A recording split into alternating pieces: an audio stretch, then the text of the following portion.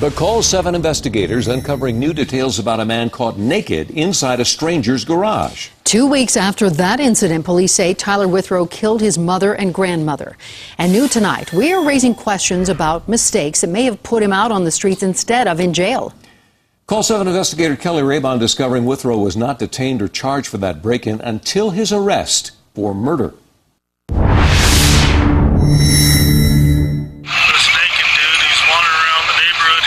This is video of Tyler Withrow on July 27th, taken by a neighbor. He's in the garage of the house next door. Withrow is on the ground moments after police tased him multiple times. Officers say he went on a rampage, breaking car windows and throwing rocks through his neighbor's windows, injuring himself with a deep cut to his right wrist, leaving blood on the side of this vehicle.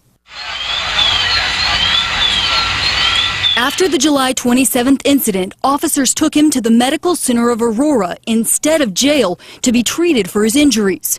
Police say they put Withrow on a 72-hour hold with the possibility of arresting him for the July 27th incident. But that arrest never happened. It allows us to put a hold on a person when we come across someone who was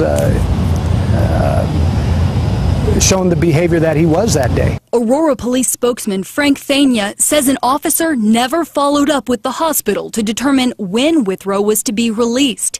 Thania says the Aurora Theater shooting investigation put a strain on resources, so a property crime was not a high priority. Keep in mind, in the midst of all of this, our detectives were mobilized and part of one of the largest criminal investigations, certainly in our department, but in the state probably, with the theater shooting. By the time Aurora Police learned Withrow was released from the hospital and obtained an arrest warrant, detectives in Yuma County were investigating the murder of Withrow's mother and grandmother.